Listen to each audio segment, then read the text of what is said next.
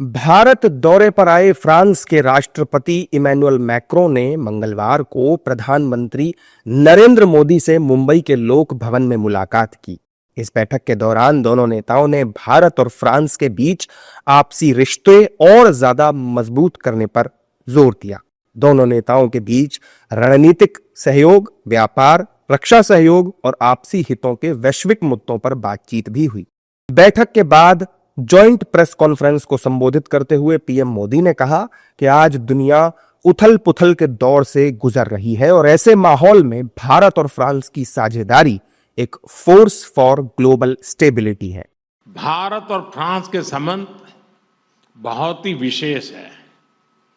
France Bharat के सबसे पुराने स्ट्रेटेजिक पार्टनर्स में से एक है और प्रेसिडेंट मैक्रो के साथ मिलकर हमने इस स्ट्रेटेजिक पार्टनरशिप को अभूतपूर्व गहराई और ऊर्जा दी है। इस विश्वास और साझा विजन के आधार पर आज हम अपने संबंधों को स्पेशल ग्लोबल स्ट्रेटेजिक पार्टनरशिप के रूप में स्थापित कर रहे हैं। इस मौके पर प्रधानमंत्री मोदी और राष्ट्रपति मैक्रों ने कर्नाटक के वेमागल में टाटा एयरबस के H125 लाइट यूटिलिटी हेलीकॉप्टर की फाइनल असेंबली का वर्चुअल उद्घाटन भी किया। पीएम मोदी ने कहा कि हमें गर्व है कि भारत और फ्रांस मिलकर माउंट एवरेस्ट की ऊंचाइयों तक उड़ान भरने वाला विश्व का एकमात्र हेलीकॉप्टर भारत में बनाएंगे और पूरी दुनिया को निर्यात भी करेंगे। हमें गर्व है कि भारत और फ्रांस मिलकर माउंट एवरेस्ट की ऊंचाइयों तक उड़ान भरने वाला विश्व का एकमात्र हेलीकॉप्टर भारत में बनाएंगे और ये पूरे विश्व को एक्सपोर्ट भी करेंगे।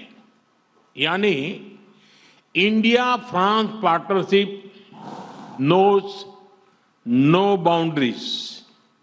It can reach from deep oceans to the tallest mountain. प्रधानमंत्री ने कहा कि वर्ष 2026 भारत और यूरोप के संबंधों में एक टर्निंग पॉइंट है। कुछ ही दिन पहले हमने यूरोपियन यूनियन के साथ भारत के इतिहास का सबसे बड़ा और महत्वाकांक्षी फ्री ट्रेड एग्रीमेंट किया है।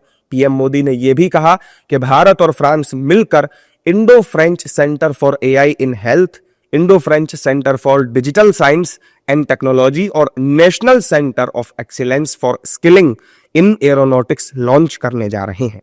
राष्ट्रपति मैक्रोन नई दिल्ली में आयोजित एआई इंपैक्ट समिट में भी हिस्सा लेंगे।